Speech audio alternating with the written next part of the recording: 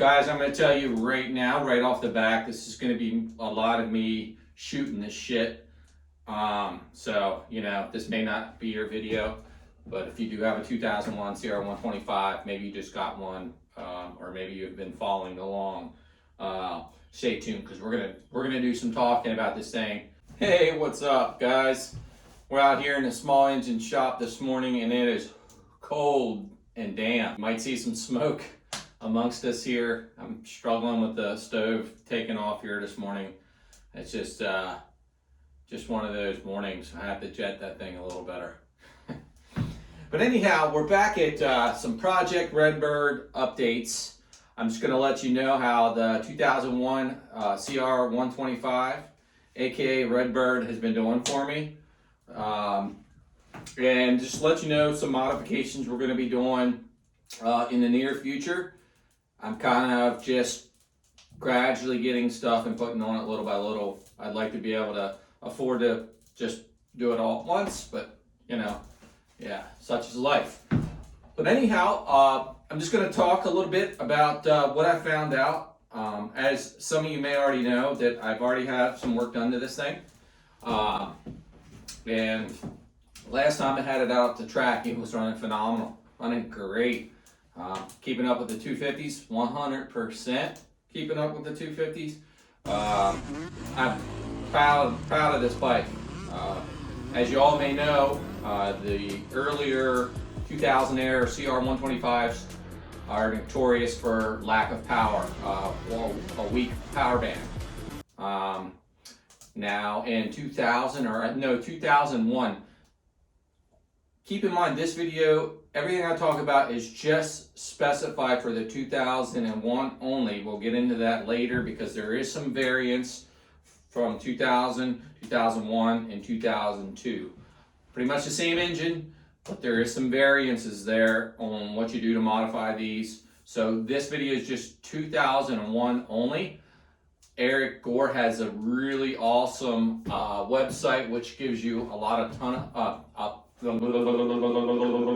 yeah, again, Eric Gore's got really good information on his website. So basically, we'll get in here. I'm gonna talk. I'm gonna walk around the bike here a little bit. As you'll see that I put my first set of graphics on that did not go as planned. These graphics here do look good, but if you get up on them, they are 100% showing a few imperfections. Not that bad for my first time.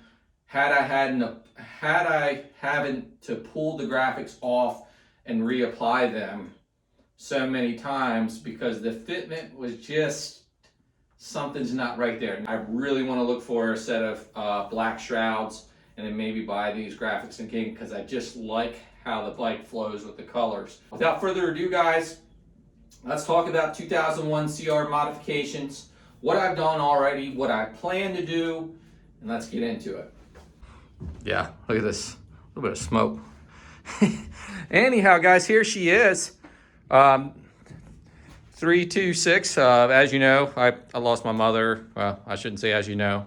Some of you may know if you've been following along for some time, but I did lose my mother a few years back, and my number's going to be her birth date. But anyhow, and my mom was always into Redbirds, and that's why I named her Redbird. On a more positive note, here's the bike. It's looking a lot better. So there's the graphics. No real like large bubbles or anything, but this is where I kind of ran into trouble. I just didn't like the alignment. Like if you look, it just didn't line up right. I'm not going to name drop who these graphics came from, but it was specified to be on the bike. The holes line up and everything. It just the lineage was off, and I pulled and reapplied and pulled and reapplied so many times. That's where I really got some of my imperfections here. Some of this I may take the heat gun and go over the edges one more time here. But it's been so cold out here. It's been kind of hard, but let's get into the bike. The bike is ported. As you can see now, here, it's got the full FMF exhaust. We have the Shorty silencer on there. The bike is running phenomenal. I highly recommend getting rid of the TMX carburetor on there and putting on the Air Striker 38 millimeter Key carburetor. And stop right there. Stop. I'm telling you guys, if you picked up this bike and you have the TMX Mikuni carb on there, I think a lot of the early 2000 Airs have this carburetor. Look into getting a Key Air Striker 38 millimeter carb and do the air boot upgrade, because I'm telling you, this was the biggest change in this bike and it made one hell of a difference. Just got to throw this in there. Get yourself a JD jet kit. Sorry for the mess, guys. This is the one I got, and man, awesome. So shout out to jdjetting.com. Obviously, it's not sponsored. Just kind of saying that this works. It comes with a red and a blue needle. I think I'm on needle 4 position. Just finally jumped down to needle 4 to enriching the jetting on this a little bit. I think that's where I'll be for the rest of the winter until it starts to get a little warm again. But I was on needle 3 in the warmer weather. I think I'm on a 155 main. Don't hold me to that, guys. But I know it's really close to that. So you might ask, some of you might say, that sounds a little lean. Well, it is ported. I didn't do too much with the transfers on this. I just cleaned them up, gave them slightly better flow characteristics kind of in the corners. And yeah, just cleaned up the transfers and maybe just opened them up just a little bit down in the lower section of the transfers. So basically on these bikes, a lot of these MX 2-strokes, man, you don't want to do too much. And you can find other porting videos out there where the guys will straight up tell you that through the research and development, man, they got these cylinders, especially these newer bikes, your KTMs and stuff like that. There's not too much you want to go grinding away at. So you definitely want to do your research before you want to do any kind of port work with these 2-stroke MX bikes for sure. But yeah, so I'm going to get my cheat sheet out here, guys, and we're going to talk about the bike. Let me see if I can remember off the top of my head what all I got done to this. I think I'm running, as far as the timing will take it, I could probably go more timing and get some more power. I would like to alter my stator plate to do so. But I want to say I'm about 4 or 5 degrees advanced timing. And that definitely, it responded really well. Obviously no detonation or anything like that. We checked all that out. I ran the bike, it responded pretty good to that. What we did is we raised the exhaust roof just barely. So when you're looking in the cylinder, when you have the cylinder off, when the power valve is all the way up and you're looking through the cylinder, you can see the ridge. Let's take a look at this over here. Excuse my drawing, but this is kind of my mock-up cylinder that we're going to talk about here. Let me shine some light on this. And what I did for the first time around to port it, which really ran, it's really running really good. And yeah, I got to get in there. Like where you would see the power valve and then you would see the exhaust roof, and it was only about 1 millimeter, maybe 1.5 millimeters or so. And I just barely got in there and evened that out to the power valve and contoured it with the power valve, obviously. So I barely raised the exhaust roof on here, and what a difference, man. It woke this thing up. Now, when you raise the exhaust roof, you're going to drop compression. So that's where you want to cut your cylinder head. Obviously, you're only going to cut so far with just shaving your cylinder head, and then you're going to have to get into some aftermarket cylinder heads or doing some machine work to your cylinder head itself. Guys, I apologize if I'm jumping all around. I 100% want to get a lathe, and I was going to say CNC machine. That'd be nice too, but I do want to get a mini lathe for doing stuff like this. I do the old hillbilly way of milling the heads or cutting the heads on these bikes. It's the long process of wet sanding on my sheet of glass. But anyhow, that's all I did. I cleaned out the transfers. This is by far not the best picture in the world. And we're going to get into some of the other modifications we're going to be doing in the future of this bike. But all I did was just raise the exhaust roof up just a little bit. When you're looking through that cylinder, it's like the cylinder, when the power valve was all the way open, it was like the cylinder protruded down just a little bit. And I pretty much just raised it just ever so slightly to meet up with the power valve, so it was straight through there. So that did raise the exhaust ever so slightly. You know, when they race these CR125s, like there's been guys that have been known for cheating just for putting a bigger chamfer on here. And you know, I'm not going to get into all the specifics, but just with chamfering the exhaust roof a little more aggressive will actually probably bump up the power a little bit. So we'll get back to the porting. I advanced the timing. So let's talk about the carburetor on here. The carburetor is the TMX Mikuni carburetor, which I have right here. You know, you can get them running pretty good with these carbs, but they're very finicky. They're on a lot of bikes from 125 to 250 two-stroke, as far as I know.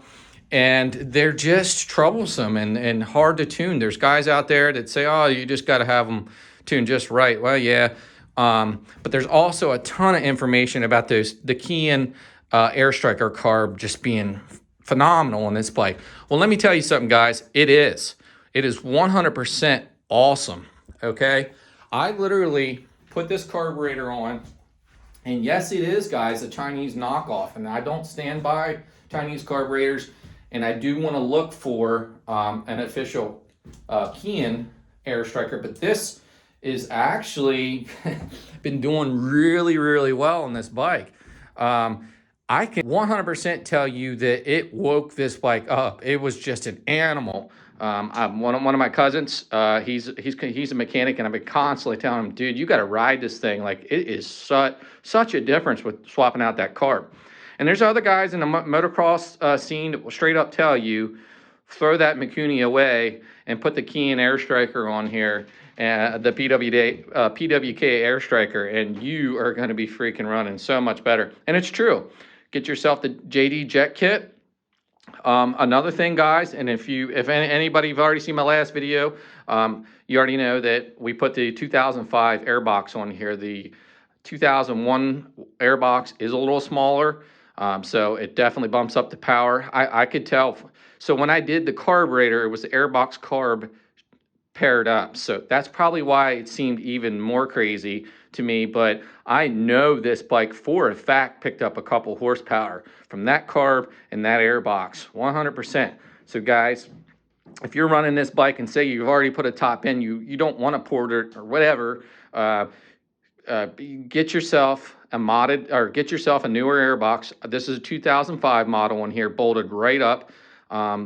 You can also look into getting the 250 airboxes on here, but do your research. I'm not 100% on that, but the carb airbox combo, killer, guys, 100%. So I'm trying to walk around and then try to remember everything here. We got a Freshie tire on the back, definitely budget tire, just a Kenda. Finally got the shock guard put on it, didn't come with that. Brand new plastics, got the graphics on there. Front tire is good. Fixed the exhaust leak. What else? I did. So I also cut the head on this. I took about 0.1 off, if I were to guess, to bump the compression up, since I did the port work. So anytime you do the port work, especially raising an exhaust roof up, you're going to lose compression. So that's why you cut your cylinder head to bring that compression back up, right?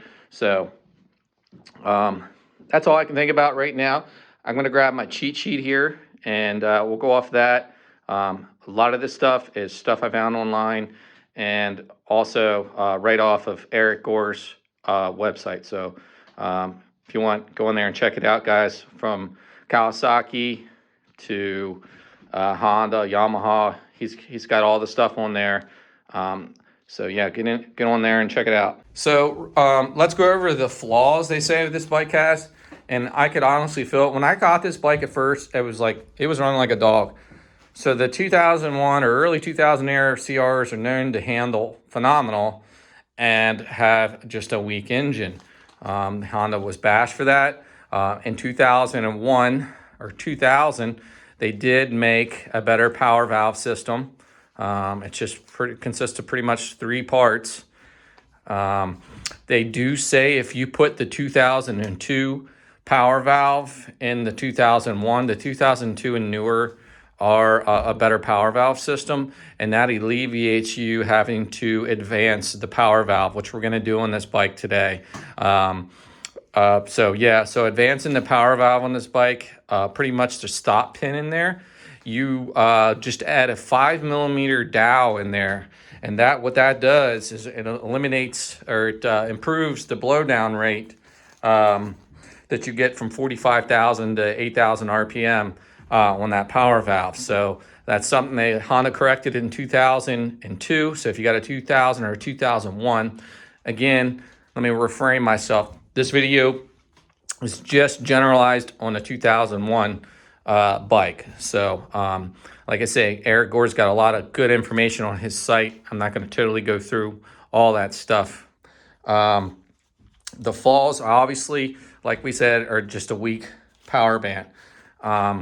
One thing that I'd like to get on this thing, I'm going to wait, but I definitely want to put one on, is a V-Force 3 Reeds. They say it's a really good upgrade on this bike. It'll really give it the low to mid range that this bike needs. Obviously, a 125cc, you don't get a lot of that. I don't care what bike you have.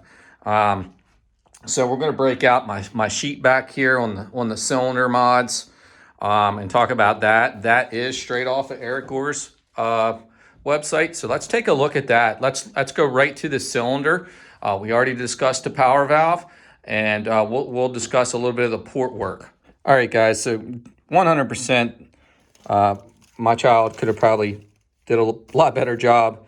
But if we look, try to stay out of the light here. If we look here, I kind of sketched this up to be the power valve. There's the dial on the side of the case of the engine. And I kind of drew down that the stop pin. It's a lot smaller than 5mm. If we get in there, I'll show you guys. But I've heard of people just using a straight up hose on there. I don't know if I like that idea with the heat of the engine. But basically what you want to do is advance the power valve and put a 5mm head on that dowel rod. Okay, so that's the power valve mod. So the port work, which I've already about done, it's probably why the bike was running like it is really well.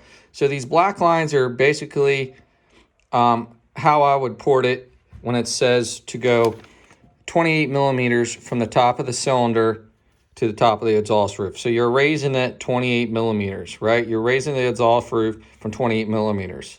Well, you would say, well, to the furthest point, and then you would want to blend all that in, right, with the stock contour of the exhaust port. That's how I would do it. To each his own on this port work. And then it also says to lower the exhaust, the outer portion of the exhaust, 5mm.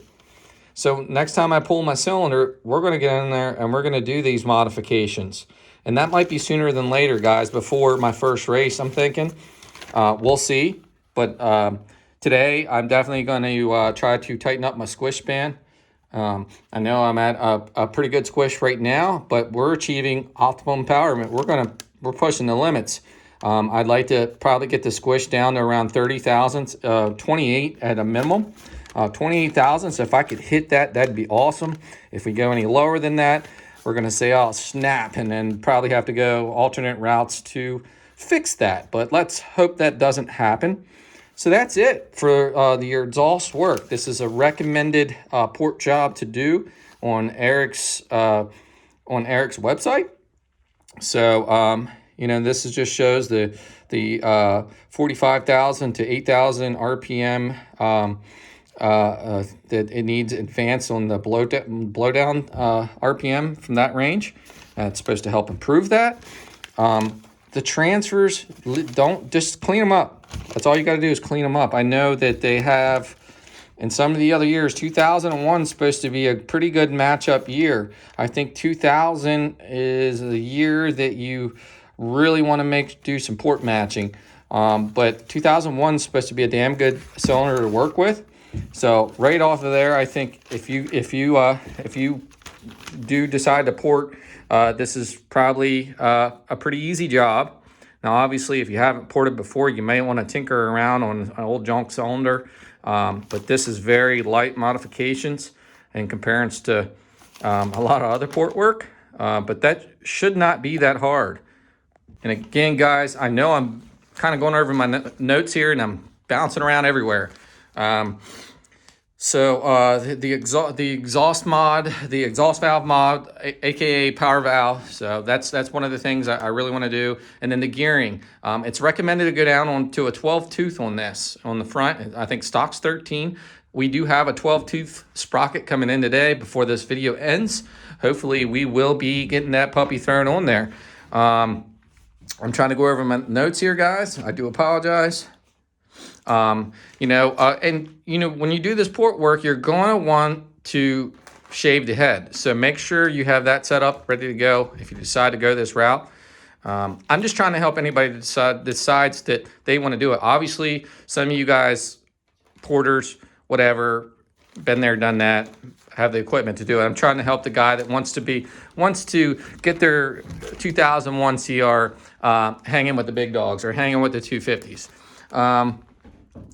So I'm kind of going over my cheat sheet again. So I said about the 12 tooth gearing. We want to change that. The V-Force 3 reeds are really good for gaining the, it actually is stated that it is a big gain for low to mid in this bike. So I can't wait to get that, but that's going to be one of the last things on our list. Obviously, we went over the cylinder mods, the carb upgrade. Get yourself a PWK 38. Now, guys, I could go on forever with stuff I'd like to have. I want a spare cylinder, spare engine, everything when I get to racing this thing. That way I have a backup. But yeah, keep dreaming, right? But some of these guys that talk about the 125s highly recommend the 36 millimeter too. Now these bikes, I think the 38 is highly recommended a little more. But that's just something to keep in mind as well. But get rid of that Mikuni and put yourself a PWK 38 millimeter air striker on there and you will know a difference. I can vouch for that. One hell of a difference on this bike from that and the 2005 Airbox combo. Get yourself the JD Jet Kit. Again, we'll take a look over here and show you guys. Right there's the label. 125 through 500 Jet Kit. JDK H41. Big difference, guys. It comes with pilot jets, as you can see in there, and a few different jets to throw in there. Yeah, so it's a little pricey. I think I paid 80 some bucks for it, but it's well worth it, guys. Those needles alone, those custom, I guess they're custom needles. Those needles alone were worth it to me. The one that came in it was doing okay, but I was running out of needle. And I can't remember if it was rich or lean, guys, but I was at the point where it's like, wow, I need another needle in this thing. So yeah, guys, so I'm not going to babble on too much more. Those are the big things I think you need to do to really wake this thing up. I hope I'm not forgetting anything. You can always play around with advancing the timing too. Once you get all that stuff done, you will have to modify this to go far because it just barely moves in there. So you're only going to get a few degrees of timing advance on the bike itself. Talking about this port job, this port job here, raising the exhaust and lowering the outer exhaust 5 millimeter, right? So that's for top end, right? That's pretty much where you probably want this bike. Let's just say you ride a tight wood area, kind of like my track out here. And you just want more of a mid-range setup. What you want to do is get yourself a Suzuki 125 Wiseco piston. And again, this will be on the website, Eric Gore's website, and it'll tell you the exact part number and everything for the 125 piston you can put in this thing. But you will have to do some machine work. So that's something to keep in mind. Me, the way I thought, why couldn't you just go with And basically what that is doing is retarding the porting, is retarding the port durations. So you're kind of lowering the exhaust a little bit with this piston. But why couldn't you do that with just cutting your cylinder base? That's another thing that would also involve machine work. Maybe there's a reason I don't know of why they won't do that, but I firmly think that you could almost not do any machine work and get yourself a custom base gasket and tighten up or lower those intake, or lower the exhaust duration just with a base gasket or a smaller base gasket. So that's something to look into, guys, if you don't want the crazy top end power. Another thing I've seen on these bikes, not this year, guys, but I'm sure it could be done. But is the inner portion of the lower transfers, you do some epoxy work. I wish I had a cylinder out here, and I don't.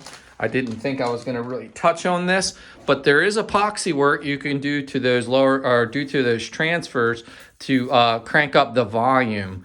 So you would definitely help achieve more mid, or more low to mid range power doing so. So guys, I'm not going to babble on forever. If you're anything like me, I'm a visual person, so I could babble on for days. Some of this stuff I'm probably saying to you guys probably isn't even making much sense. Some of you maybe, so basically what I'm going to do is first thing is get in here, and we're going to do the power valve advancement on this thing and try to find some way I can make the power valve system more advanced. Let's get in here and take a look. Alright guys, let's get down to the nitty gritty here. First things first, we're going to remove this exhaust.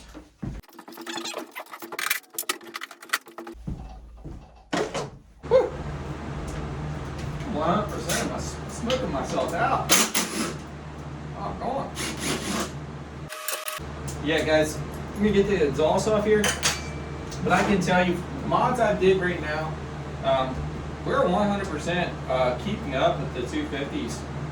If you look at my last ride out of Tomahawk MX, I don't know how much footage was on there, but there's definitely footage on there. And I was keeping up with them guys and passing a lot of them on a 125. And that's the best feeling in the world. Especially when you know you're up against bikes with a lot more torque and a lot more horsepower. And it's just a great feeling. Can't wait to get back out there.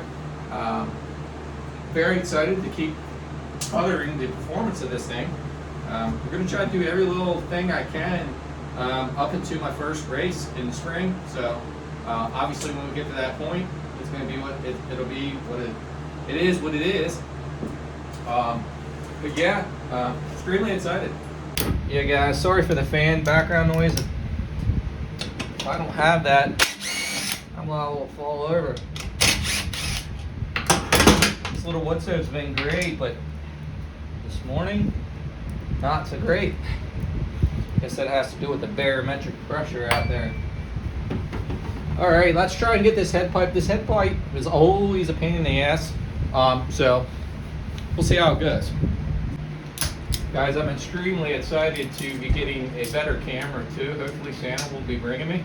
So we're going to come at you with a little bit better quality audio and video, hopefully. Hopefully I'm not in the way. Might have to hit a different angle here. Oh yeah! Slipped right off there. Wish this exhaust went on as easy as it comes off, guys. So right in here is where we're going to get to the power valve dowel that I'm speaking of, and power valve linkage. And you'll quickly see that pin we're talking about, and advancing the power valve. Now I do believe I spoke about this. I touched on it a little bit when I did do the top end rebuild on this thing and port work. But that was just me finding it on another thread, and I wasn't convinced. And then I've read about it on another thread, and then I finally found it on Eric Gore's website, and then I said, okay, I'm convinced. So yeah, I think in 2002, this problem was fixed. But again, this is just specific 2001. Okay, guys. Well, that had a little stick to it.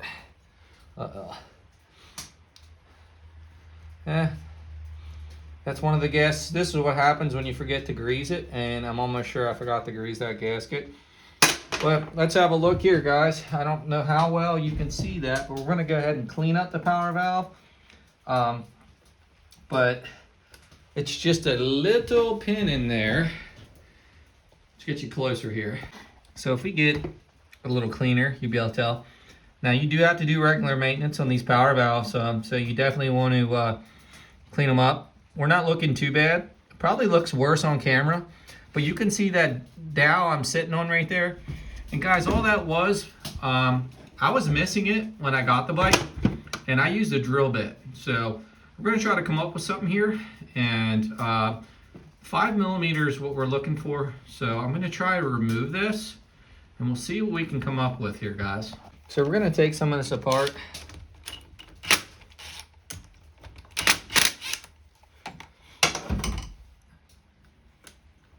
So we can access that pin a little better, guys. Let me throw this out there now before I forget that when you won't panic when you go to do a pressure test on this. These are notorious for leaking, and there's various engine builders that say that's common to not flip out.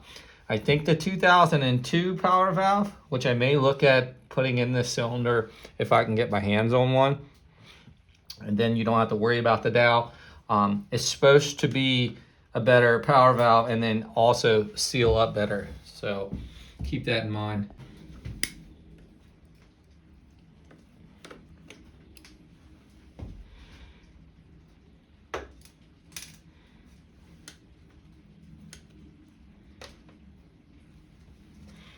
Gasket there, and this just linkage will just pull right off here. Be very careful because there's a little piece there. It's kind of like a retaining spacer, and I'm sure they aren't the easiest to find if you lose them. I could be wrong, but now I can open this up and get to my stop pin a lot easier. Let me tell you what you don't do. I thought, man, I'll put a little heat, and I kind of knew better, especially just spraying to clean this out. I had a flame coming out of this thing. I was about ready to run for the fire extinguisher. I wish I could have showed you guys that live. That was entertaining. So now I'm like extra paranoid. So what I was gonna do is try to heat that pin in itself, because I did. And I'm already getting that it butchered just a little bit. We're trying to get those vice grips on. I was kind of stupid for making it so short. I guess once I didn't measure how far in correctly, and now I'm stuck with it in there, just kind of a nub sticking out. So we're gonna have to figure something out here. I'm gonna probably try a heat gun on it.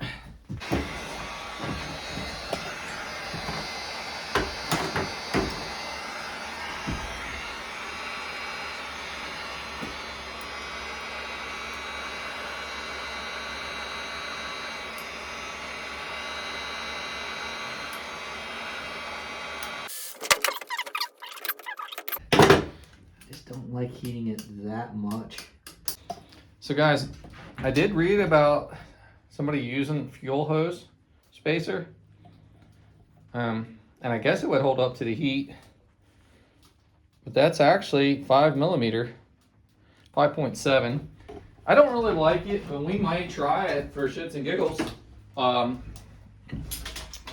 Like I say, if I had more of my pin, I'm just getting it really botched up trying to get it out, and I'm just struggling to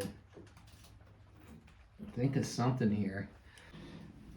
I don't like using the fuel line idea, guys. It just seems to me like it's a little bit sketch. Here I am trying it, And I did get that on there. Guys, I might just try it. The only way I think I'm going to remove the pin efficiently is with the cylinder off the bike. So it may have to wait until I do the next sport job. But that, even if that does pop off, melt down or anything, it'll just go down to the original pin in my thought process. So, and then with this on there, it really shouldn't get down into this cavity of the case here. So all in all, I have that on there pretty good, and honestly, it's not too bad. Let's get in there and show you guys. Do I recommend doing it this way? Probably not. Now, I have read about it. That's what gave me the idea. And that fuel line is 5mm.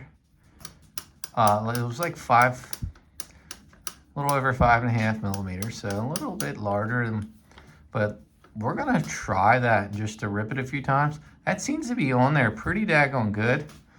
I can always get the pipe back on, take it for a few rips, and see what happens. But I think we're gonna run with that. I'm gonna look in my junk drawer, see if we can't find like some kind of brass bushing or something. I could probably get over that, but I did have a quick look and I'm not finding anything. So I'm gonna run with that, guys. Okay, so original pin. Well, that's not the original pin. I actually cut a drill bit down that fit perfectly in there. Because like I say, it was missing when I got the bike. The bike will run just fine without it. But the trick is to advance this exhaust valve. You want to advance it. So we're hoping this makes some improvement. We're going to put all this back together and get a pipe on. And I would like to say we could go for a test run, but it is raining like crazy. I might get the pipe back on and rev it a few times, start it up, make sure everything's good. We will authenticate that pin a little better than some fuel line. I don't recommend doing this. In fact, I don't recommend doing any of this unless you are pretty decent at finagling and modifying engines. To each his own, and do it at your own risk, guys. But hey, we're gonna run with that.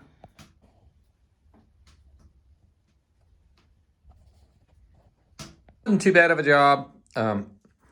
Definitely don't know that the fuel line is a permanent fix, but you know, if I ride this thing and get a little bit of time on it and pop that cover back off and everything looks fine, well, I might as well keep it. One of the things I forgot to mention before I put the pipe back on here is the exhaust manifold here. Supposedly the 2002 exhaust manifold is the best upgrade from 2002 to, or 2000, correction, 2000 to 2002. Apparently that was the year that they corrected it. It made it a lot better for this style engine. Pretty much they added a little length to it, I believe, and made it more of a D shape. So if you can get your hands on the exhaust bracket down there on a 2002 model, it should be a little bit longer than a 01 model, and then a D-shaped bracket there. So that's something we might shop around on eBay for and see if we can get our hands on one eventually. Obviously it won't be today because I don't have it. We're going to button this back up. And it's just one of those days for me, guys, that I don't know if I'll wait till for tomorrow to take this thing for a spin. I kind of want to rip it. So, yeah, so we'll get this thing buttoned up and we'll see what see if I can feel a difference in advancing the power valve. All right, guys, so we got the exhaust back on here, and we're going to flip the stand over. Good save. We're going to take this bike out, guys. I have to lean it that far forward to get that head pipe on. Yeah, it's always a little sketch. But yeah, guys, so I did get my 12-tooth sprocket in just a little bit ago as we got this thing back, the pipe back on it and got this thing back together. But what I want to do, just maybe for helping you all, is take a spin before I put the 12-tooth sprocket on, so I'm not like, oh man, that power valve advancement made that much difference. So I want to go out here and I can't help myself. It is wet and damp, light mist out here raining. I'm going to go out and take a quick rip and we'll be back.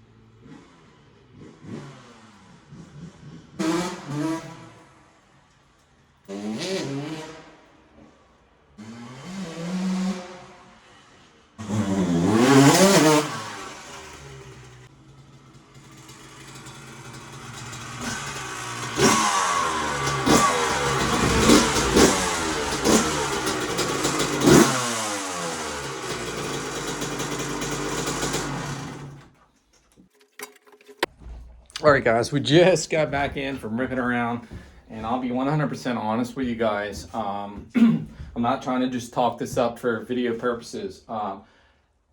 It definitely rolls into the power band a little bit smoother now. I felt that way, and this is why I wanted to try it before I put on the 12-tooth sprocket, because I just wanted to know if it made a difference, and I can 100% tell. Kind of just transitioning, and I'm trying to make this make sense. I don't think you have to work the clutch. You don't have that boggish feel before the power band, for the transition to the power band, if that makes any sense. So 100% think I can tell a difference, guys. All right, guys, so here we are on the next day. I'm gonna get out the CR125 and rip for you guys a little bit. We did get the 13-tooth stock sprocket off there, and we installed the 12-tooth. It did need replaced. You can tell that some of them are bent. I can tell you right now, I already took it for a spin, and I'm liking how it pulls out of the turns. I feel faster. It kind of eliminates the first gear. With the combination of advancing the power valve and that 12 tooth, it's a different bike. So I like it. Give it a try if you want, guys. Let's get out here and run this thing. I'm gonna be putting in another little double here, at the little downhill double there, and then we're gonna come in and then rip into another double there. I'm not sure how far we're gonna make the landing yet, but I'm thinking down there where that second log is, since you'll have so much momentum, I'm gonna probably push this one about 20 to 25 foot, and make it kind of like a speed double there.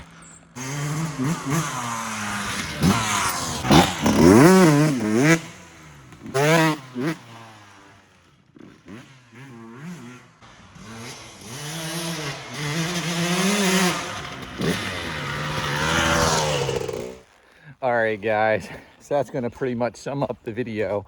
I'm going to drop a list right now of all the modifications that you can do to your 2001 CR125 to soup it up a little bit, to try and try to make the lack of power from the early 2000 Air CR into something. And you can, guys, you can. There's a lot of people that dog them and say they run like dogs. But with a little bit of work, you can definitely make this bike run. All right, guys, thanks for watching Digging Deep. If you haven't already, smash that subscribe button. Give us a like, comment down below. Until next time, catch you later.